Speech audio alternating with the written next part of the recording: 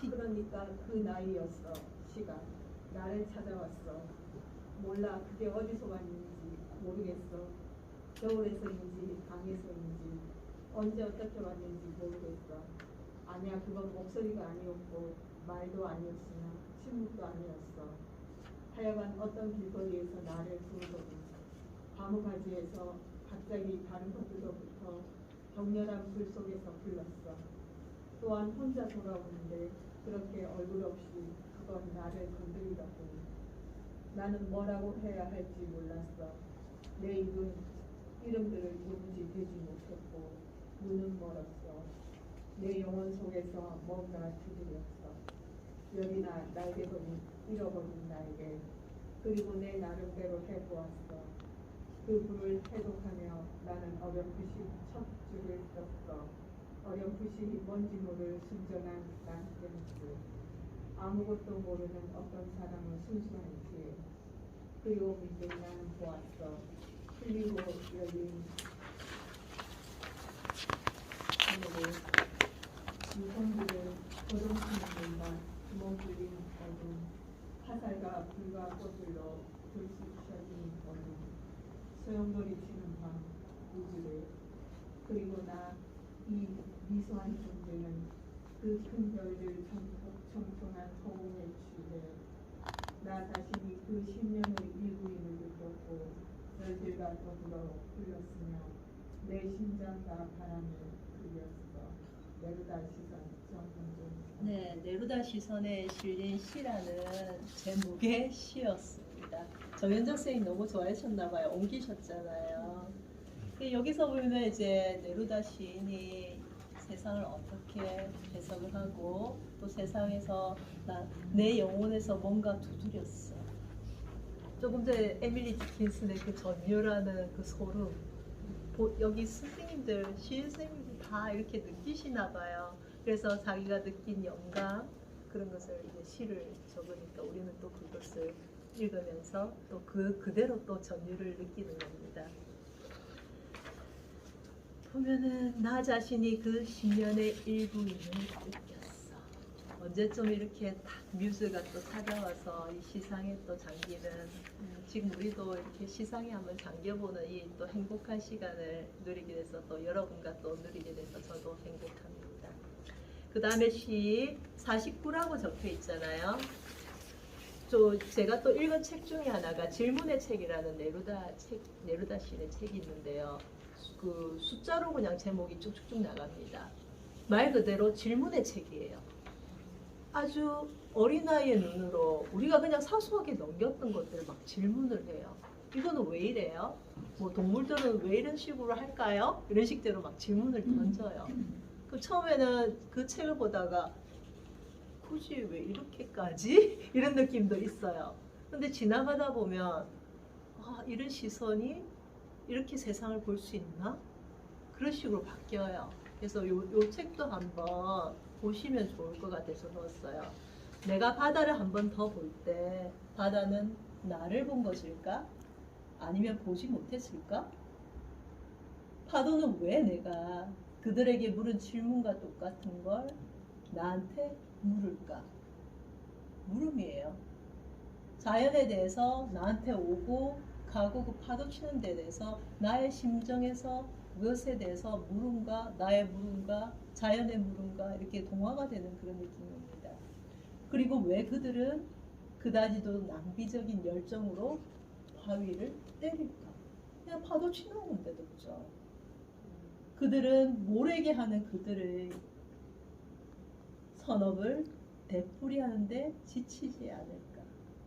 지치지 않을까 이렇게 하죠. 그러니까 진짜 질문 많아요. 한번 찾아보시면 우리가 그냥 지나쳤던 것, 시인들은 이리 대시인은 이것을 왜 이렇게 보시면서 질문했을까? 근데 질문하는 책이에요, 정말로. 한번 찾아보기를 저는 추천드립니다. 그 다음에 이제 남은 영화가 제가 좋아하는 윤동주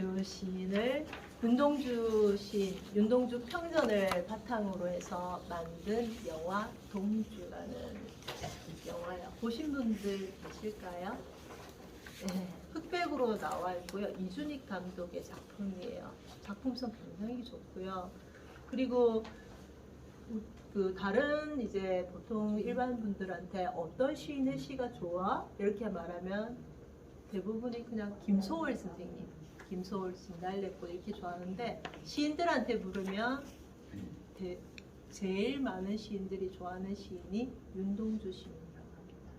또 그 섬세한 그 심정과 우리나라에 대해서 자기가 부끄러움을 안다는 그런 면에서 한번 나중에 같이 한번 보면서 다뤄볼 건데요. 동주 그 영화를 보기 전에 그 릴케 시를 우리 봤었던 것처럼 그 시에서 프랑시스 참 영향력이 굉장히 컸어요. 백석 시인의 시에도 나오고 그다음에 윤동주 시인의 시에도 나오는데 그 시에 보면은 위대한 것은 인간의 일들이니 하고 프랑시스 참 작품이 나옵니다. 누가 한번 읽어주실까요?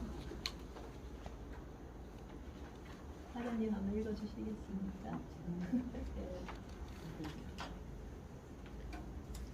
위대한 것은 인간의 일들이니 프랑시스 잔.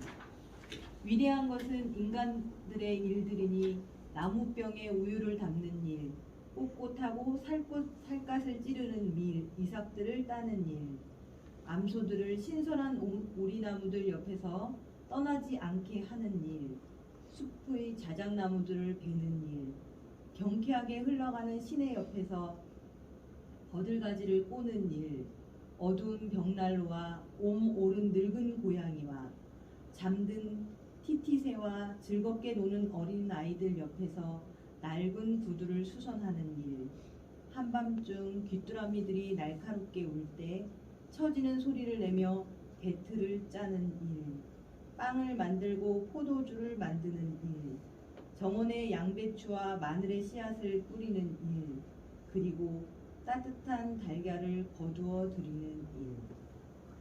너무 전원 생활이 멋지지 않아요? 이 프랑시스 참은 프랑스 남부 피레네 산맥에서 일생 동안 사랑과 생명을 노래한 전원 시인이었습니다. 그리고 그 당시에는 좀 오래되고 좀 난해한 시들이 많이 유행이 됐다는데요. 그 잠은 그렇게 하지 않고 간결하고 서정적이고 이런 시로 해서 잠니즘에서 그때 유행을 일으켰다고 그래요. 그리고 그 릴케, 윤동주, 백석 이런 시인들한테 또 영향력을 많이 끼친 시인으로 유명합니다. 뒤에 또 저희가 보면 백석 시 또 한번 만나 뵈야겠죠. 그리고 여기 백석 시에 당나귀가 나오잖아요. 그리고 여기 당나귀 나온 것처럼 프랑시스 잠에서도 당나귀가 굉장히 많이 등장한답니다. 그래서 잠을 당나귀 시인이라고도 부르기도 한다고 하는데요. 그럼 이 백석의 시를 한번 보고 그 당나귀가 어떤 느낌으로 왔는지 마저 한번 더 읽어보도록 하겠습니다. 누가 또 한번 같이 읽을까? 어떻게 할까요? 나와 나타샤와 흰 당나귀 백석. 같이 읽어요. 예. 자, 같이 한번 읽어보겠습니다. 가난한 시작. 가난한 내가 아름다운 나타사를 사랑해서 오늘 밤도 눈이 푹푹 나리라. 나타사를 사랑은 하고 눈은 푹푹 나고 나는 혼자 쓸쓸히 앉아 소주를 마신다. 소주를 마시며 생각한다. 나타사는 눈이 푹푹 쌓이는 밤 흰 당나귀를 타고 산골로 가자. 추추리가 오는 산골로 가 마가리에 살자. 눈은 푹푹 내리고 나는 나타사를 생각하고 나타사가 아니 올 리 없다. 언제 벌써 속에 고조군이 와 이야기한다. 산골로 가는 것은 세상한테 지는 것이 아니다. 세상 같은 건 더러워 버리는 것이다. 눈은 푹푹 내리고 아름다운 나타샤는 나를 사랑하고 그래서 흰 당나귀는 오늘 밤이 좋아서 응앙응앙 울 것이다. 자, 여기서도 또 당나귀가 등장을 합니다. 여기서 백석의 당나귀는요, 연인과 함께 시골 마을로 가는 그러한 꿈을 매개하는 소재라고도 하죠. 그리고 백석시를 보면은 그림이 그려져요. 흰 눈이 나리고 발이 푹푹 들어가고 그러면서 자기는 사랑하는 나타샤와 함께 거기 가서 살고 싶은 거예요. 산골로 가는 길은 세상한테 지는 게 아니랍니다. 세상 같은 건 더러워 버리는 아주 엄청난 감정을 가지고 계시죠. 그리고 이 사랑과 희망 가지고 있습니다. 그리고 당나귀는 우리가 어떤 이미지가 될까요? 당나귀 하면 짐을 지고 나르는 그 이미지가 떠오르잖아요. 어떠한 인고와 그런 고난에도 버티고 나가는, 그래서 시인들은 이 당나귀와 같이 끈질기게 시와 실험하는 그런 존재이지 않을까 싶기도 합니다. 백석에 대해서 잠시 얘기를 드릴게요. 백석 시는요, 아주 로맨스도 엄청나요. 그래서 제가 한번 조사를 해봤는데요. 1912년 평안북도 정주군에서 출생하셨고요. 오산 고등보통학교, 그때 조만식 선생님이 교장이었다고 합니다. 그리고 사슴이란 시집을 발표했고요. 그 영어 사범학교를 졸업해서 한 5가지 언어를 잘 쓰셨다고 그래요. 그리고 백석 선생님은 사투리를 굉장히 많이 쓰세요. 정겹게. 그리고 향토적인 정서를 많이 가져왔습니다. 그리고 뚜렷한 이제 자기를 살펴보는, 그래서 한국 모더니즘을 개척했다라는 평가를 받고 있습니다. 근데 월북하셨어요.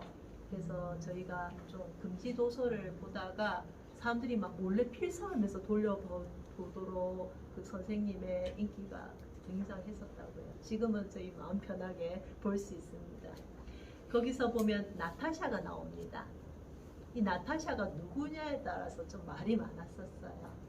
그러니까 백석 선생님이 3번이나 결혼을 했다고 그래요. 그 자기 이제 가문에 이래서. 근데도 잊지 못할 여인 사야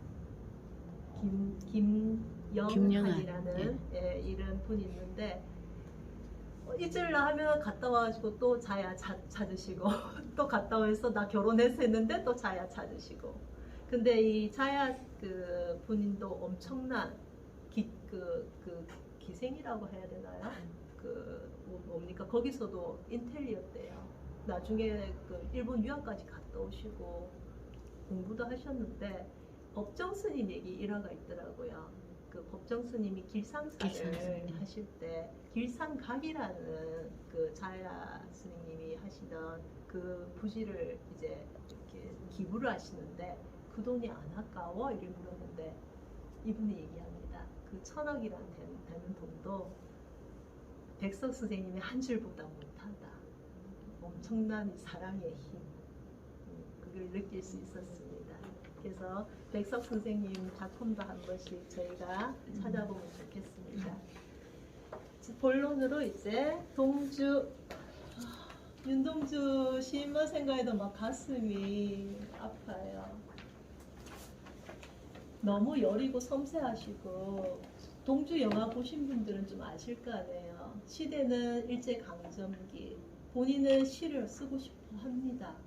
근데 시대가 시를 가만히 안 둬요. 그리고 우리나라 말도 못 쓰게 해요. 그런데 또 공부를 하려고 하니까 그때 고민을 해요. 윤동주 시인이 저 어떻게 하면 돼요? 하고 정지용 시인을 찾아가요. 그때 정지용 시인한테는 그냥 한 명의 학생이었지만 윤동주 시인이 찾아가거든요. 근데 거기 영화 장면에서 그래요. 부끄러움을 아는 거는 부끄러움이 아니다. 왜? 상시 개명을 해야지 유학을 갈 수 있는 거예요. 그러니까 내선 일체론에서 일본이 막 우리나라 막 이제 너네 우리 같은 시민이니까 하려면 내가 이제 너네들한테 차별 안 되게 이름도 일본식으로 바꿔야 되지 않겠냐? 그러면서 일본으로 이름을 바꾸는 거예요. 나의 아이덴티티, 나의 정체가 완전히 사라지는 거죠. 그래서 동주는 고민을 합니다. 이렇게라도 해도 가야 되나요? 정주 선생님이 가라. 부끄러움 아닌 것은 부끄러움이 아니다. 일본에 훌륭한 선생님, 교수님들이 있으니까 일본에서 배워서 시인이 되라 이렇게 얘기를 하시더라고요.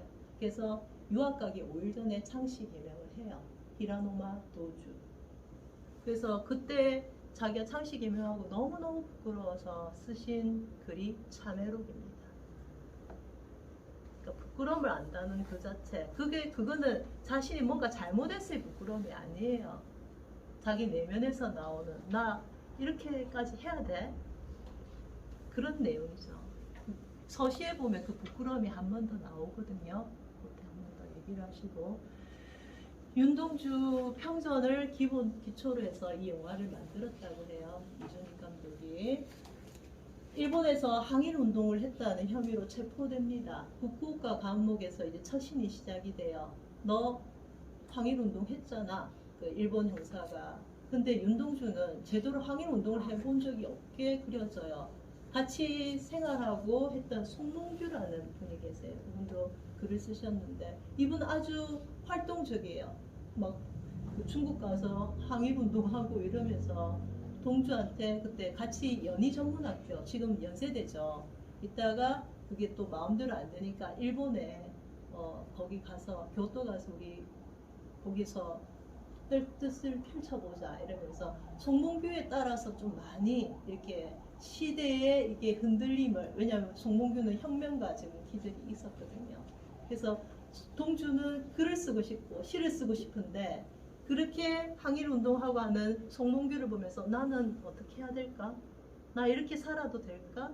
나는 시인이 될 수 있을까? 이런 고민들을 굉장히 시에 많이 녹여놓은 게 보입니다. 우리도 그런 고민이 있을 거 아니에요. 시대는 이렇게 바뀌고 나라는 뺏기고 글도 못 쓰게 하는데 나 이렇게 하는 게 맞나? 내 길이 이게 정말 맞을까? 굉장한 고민을 많이 하시면서도 계속 나중에 그 시를 15개월 절필한 뒤에 계속 시를 쓰십니다. 일본 유학 가서도. 근데 그 송몽규가 먼저 잡히고 동주가 이제 거기 후쿠오카 거기서 이름 모를 주사를 매일 맞습니다. 그게 일종의 생체 실험이었다는 게 들리죠. 그 주사를 맞다가 건강했던 이 젊은이들이 결국은 해방을 6개월 앞두고 죽게 되죠. 같은 마을에 태어났던 송몽규가 이제 동주가 먼저 죽고 송몽규가 그 한 달 사이로 이제 해방을 못 보고 죽은 아픈 사연을 그리고 있더라고요. 그래서 그 동주가 짧은 생을 살았는데 그 당시는 시집을 못 냈어요. 그 일본 유학 갈 때 자기 친필 원고 있잖아요. 그 18편 있었고 한편 우리가 아는 서시라는 시는 원래 서문이었어요. 근데 서문을 이제 서시로 해가지고 출간하게 되는데 좀 알고 있었나 봐요. 이게 근데 그 당시로는 한글로 된 시집을 낸다는 게 거의 죽음이었어요. 그래서 이걸 내지를 못한 거죠. 그래서 자기가 가지고 있는 친필 원고를 3개를 필사를 하죠. 3개로 만들어서. 그래서 하나는 본인이 일본 갈 때 가져갔고 하나는 이항아 교수가 있었는데 그분한테 이거 내도 돼요 드렸는데 위험하다고 못 내라 했고, 그 다음에 하나를 가져갔는데 그게 그 5살 그 아래지만 친구처럼 지낸 정병욱이라는 절친이 있었습니다. 그분한테 이제 주고 가요. 남은 게 오로지 그 한편 그 정병욱 그분한테 남았던 그 시집이 우리한테 전해진 겁니다. 그 사연을 들으면 정말 이렇게까지. 근데 나중에 보면은 정병욱이 고향에 어머니한테 부탁을 해요. 왜냐하면 자기도 학도병으로 끌려갔어야 되거든요. 그래서 어머니한테 부탁해요. 이거는 지금 들키면 큰일 나요. 나중에 그 해방이 되면 이거를 연세대 해서 이거 시집으로 해주세요. 어머니께서 그때 술도강과 같이 하는 집이었어요. 마룻바닥을 뜯어서 그 안에 이제 항아리에 넣고 짚을 이렇게 해서 습기를 막는 거에서 그 안에 보관을 해서 그게 이제 우리한테 남기네요. 아니면 저희 윤동주 시인 시를 못 봤던 거죠. 네, 그런 내용들이 있습니다. 그래서 그 뒤에 이제 정병욱과 그 동생에 의해서 그 제목도 하늘과 바람과 별과 시. 하늘을 우러러 한정 부끄러움이 없기를. 잎새에 이는 바람에도 나는 괴로워했다. 처음에 처음에 나왔을 때 요 앞에 동주라는 글자 있었잖아요. 그게 윤동주 시인의 필체랍니다. 장필. 글자도 진짜 여성스럽지만 예뻐요. 지금 봐도. 그리고 그 구암치던 그 친구가 이제 송몽규 역할을 한 거죠. 그래서 일본 취재 당할 때 송몽규는 내가 이렇게 해서 나는 이렇게 했다 하면서 자기가 거기에 지조에 서명을 하는데 동주는 서명을 못합니다. 네, 본인은 그렇게 동조를 못했고 나는 마음에 있었는데 그래서 이렇게 그냥 내가 지조 받으면서 했다고 그냥 이렇게 지조 써라는 게 그게 더 못 쓰겠다 서명 그런 식으로 얘기를 하더라고요. 그렇습니다. 우리가 해방된 게 너무너무 행복합니다. 고가 그 감옥에서 아주 좁은 감옥에서 밤하늘을 보면서 변해는 밤을 이렇게 시가 낭송이 되거든요. 근데 카메라가 이렇게 있다가 바깥으로 쫙 비치면서 동주를 밖에서 안으로 딱 비춰줘요. 동주가 그 안에 있지만 그 밖에서 이제 그 자유로움 그리고 별해는 밤에 보면은 이제 어머니 이러면서 하는 부분이 있거든요. 그 부분에서 이제 어머니는 북간도에 있고 이렇게 멀지만 그 별을 통해서 엄마를 생각하고 고향을 생각하는 그런 심정을 잘 표현했다고 그러더라고요.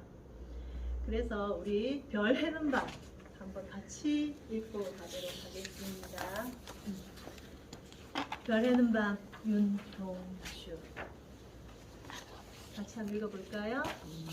계절이 지나가는 하늘에는 별로 갇혀 있습니다. 나는 아무것도 없이 가을 속의 별들을 다 헬 듯합니다. 가슴속에 하나둘 새겨지는 별 이제 다 못하는 것은 쉬 아침이 오는 까닭이요 내일 밤이 남은 까닭이요 아침의 청춘이 다시 까닭입니다. 별 하나의 추억과 별 하나의 사랑과 별 하나의 쓸쓸함과 별 하나의 동경과 별 하나의希望 별 하나의 어머니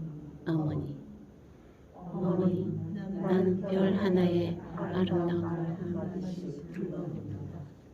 수학교 때 책상을 같이 했던 아이들의 이름과 폐경옥 이런 소녀들의 이름과 벌써 아기 어머니 된 계집애들의 이름 가난한 이웃 사람들이 이름과 비둘기, 강아지, 토끼, 노새, 누루, 프랑시스 쌈, 라이너 마리아 릴케 이런 시인의 이름을 불러봅니다.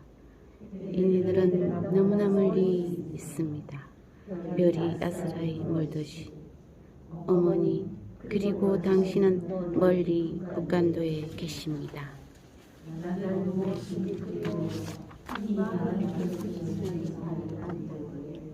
내 이름자를 써보고 흙으로 덮어버렸습니다.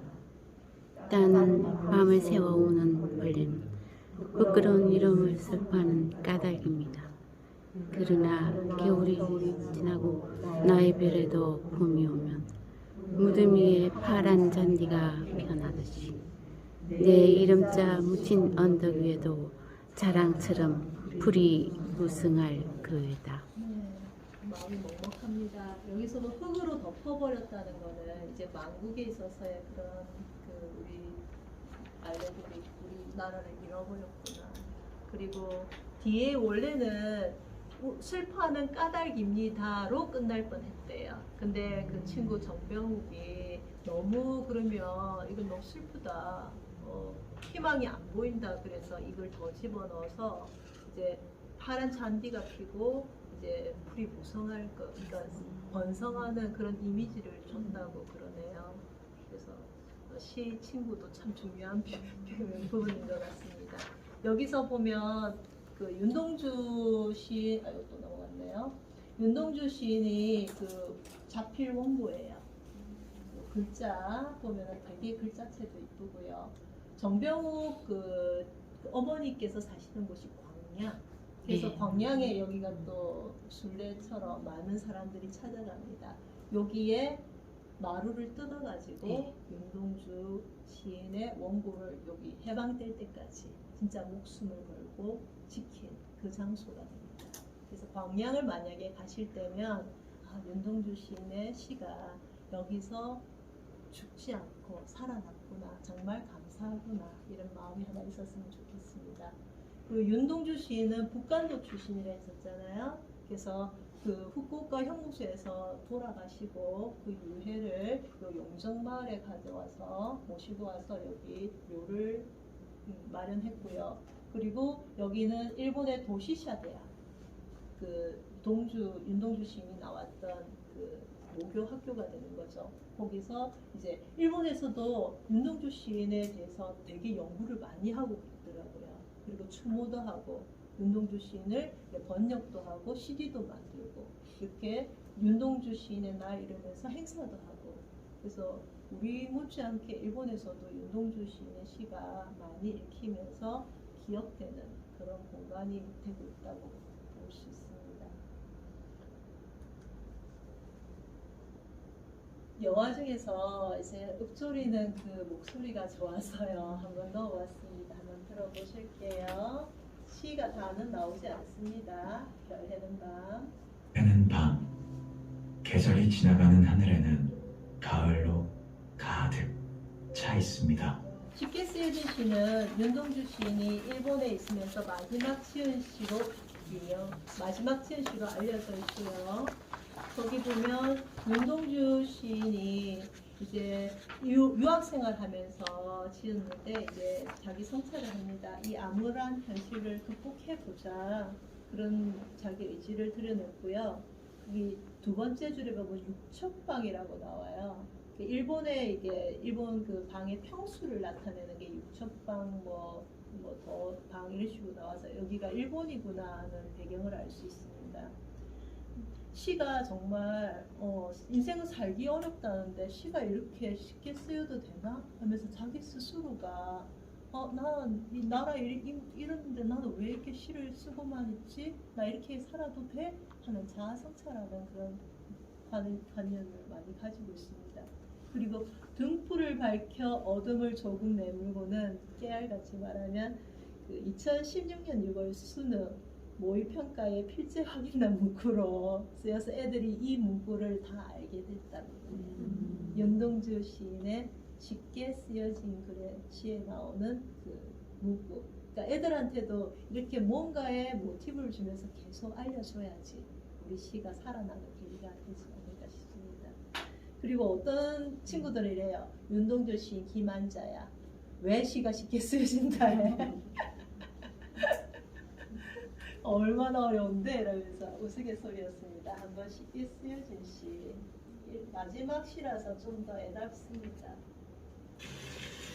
인생은 살기 어렵다는데 시가 이렇게 쉽게 쓰여지는 것은 부끄러운 일이다. 제가 그 윤동주 시인 제일 처음 접했던 시가 서시였던 기억이 납니다. 여기서 보면 시간이 많이 없는 관계로 제가 읽으면서 진행하도록 할게요. 죽는 날까지 하늘을 우러라 한 점 부끄러움이 없기를, 잎새 있는 바람에도 나는 괴로워했다. 별을 노래하는 마음으로 모든 죽어가는 것을 사랑해야지. 그리고 나한테 주어진 길을 걸어가야겠다. 오늘 밤에도 별이 바람에 스친다. 뭔가 마음을 좀 다잡은 느낌이 듭니다. 그리고 죽는 날까지 하늘을 우러러 이 제목은요, 맹자에서 나오는 그 식구를 가져오셨어요. 맹자에 보면은 군자 삼낙일에서 군자는 세 가지의 즐거움이 있다. 그 부분에서 두 번째 보면은 두 번째 즐거움은 하늘을 우러러 부끄러움이 없고 땅을 굽어봐도 거리낌이 없는 것이 두 번째 즐거움이다 하는 그 부분을 차용해서 선생님이 쓰셨습니다. 그러니까 우리가 많은 철학적인 글 보면서 이렇게 가져와서 저희가 시의 모티브로서 써도 괜찮다. 그래서 이거는 굉장히 맹자도 한번 생각해 볼 수 있고요. 그런 식으로 그 윤동주 시인이 좀 고전 이런 공부도 굉장히 많이 했다. 그래서 여기서 좀 가져오셨다 그런 느낌이 듭니다. 그리고 여기서 보면은 부끄러움이라는 말이 굉장히 많이 나온대요. 그 부끄러움은 우리가 말한 그냥 부끄러움이 아니고 양심의 비추어서 느끼는 부끄러움. 그리고 여기 보면 별을 노래하는 마음으로 모든 죽어가는 것을 사랑해야지 나오잖아요. 이제 시인이 꿈꾸었던 삶이 모든 것을 사랑하는 삶이지 않았느냐 이렇게 저희가 생각되어집니다. 그래서 윤동주 시인은 그 단순한 언어로서 아름다운 자연의 비추어내 이렇게 작품에 녹여냈다. 그래서 윤동주 시인의 대표작으로 알려져 있습니다. 서시. 마지막 이제 남은 작품이 저희가 자화상인데요. 참회록은 조금 전에 얘기 드렸잖아요. 상시 개명을 하고 자기의 부러웠던 그 마음을 담은 게 참회록이었고요. 그리고 자화상은 보면은 지금 진행을 바로 하겠습니다. 시간이 많이 된 관계로 그 아주 깊은 산골에 가서 우물을 보면서 자기를 비춰봅니다. 그냥 이렇게 거울을 봐도 되는데 굳이 그렇게 찾아가서 비춰본다는 거는 뭔가 남한테는 얘기 못하는데 아, 나 어떻게 하지? 이런 감정이 녹아있다고 그래요. 그리고 제가 이제 그 동주에서 이 글자체 보이죠? 네, 윤동주 시인의 글자체입니다. 찾다 보니까 윤동주 시인의 작품을 웬만큼 읽었다고 생각하는데요. 못 읽은 시가 있더라고요. 그래서 신봤다라는 그 작품이 하나 있는데 무서운 시가 들어보신 적 있을까요? 저는 처음 봤어요. 이번에. 그 윤동주 시인이 이제 이런 암울한 현실 속에서도 자기가 뭘 못한다고 계속 부끄러워하고 계시잖아요. 그래서 그렇게 주체적인 삶을 살지 못하는 나약한 자기에 대한 반성을 나타내는 시라고 그래요.